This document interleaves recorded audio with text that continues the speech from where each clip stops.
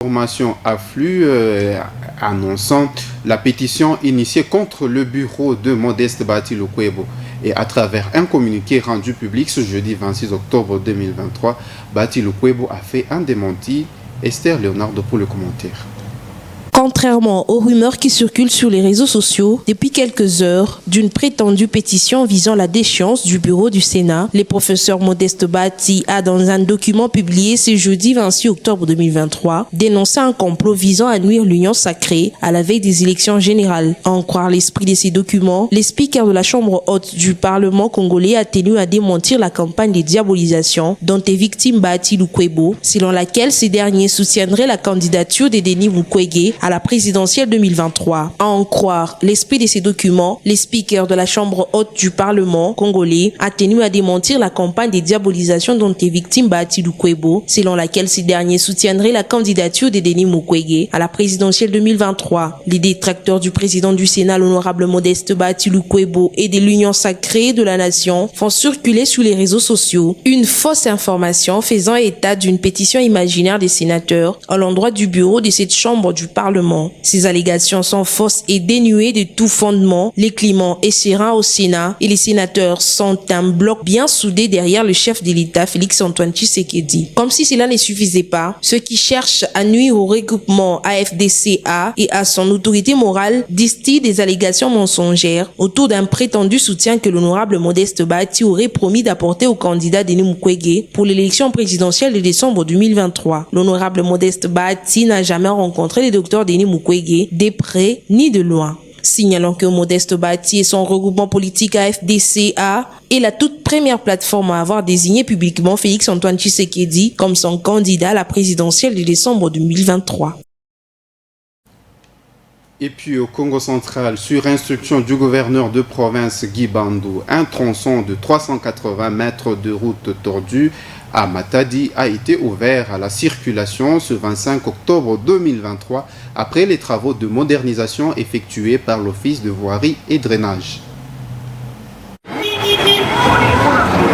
La modernisation des voiries urbaines prônée par Félix-Antoine Tshisekedi Tshilombo sur l'ensemble de la République démocratique du Congo se traduit en province par le champion de sa vision, Dr Guy Bandou Ndungidi, lui qui ne jure que sur le bien-être de la population de sa juridiction. La route La Tortue au quartier Kinkanda à Matadi, enfin revêtue d'une nouvelle robe après plusieurs décennies, et ce, grâce à l'implication personnelle du chef de l'exécutif provincial qui tient à la rénovation des routes de sa province en général et de Matadi en particulier. 380 mètres sur 1125 des travaux de ce tronçon réalisés par l'OVD, financé par Foner, viennent d'être ouverts à la grande satisfaction de la population.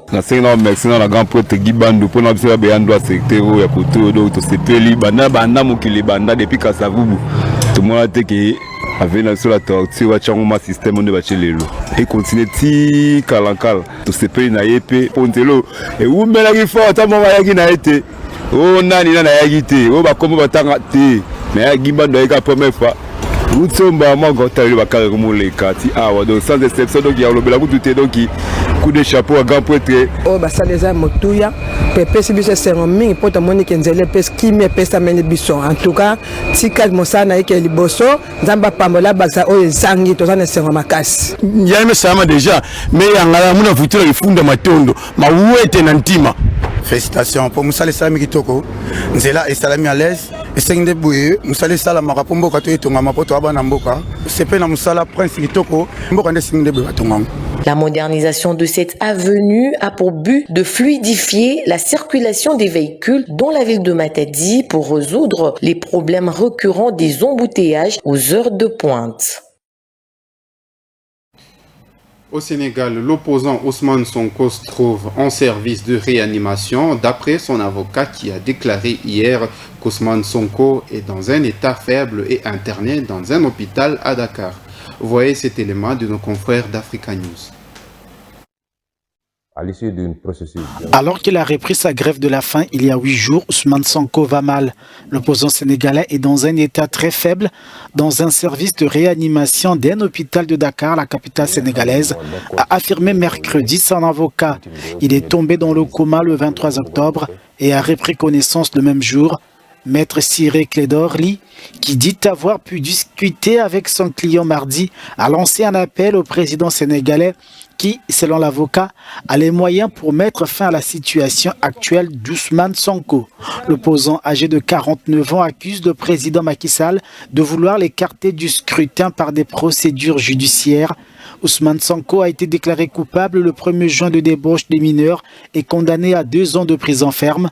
Sa radiation sur les listes électorales a été annulée par la justice, mais la direction des affaires générales des élections refuse de lui délivrer les formulaires devant servir à recueillir les parrainages nécessaires à une candidature à la présidentielle.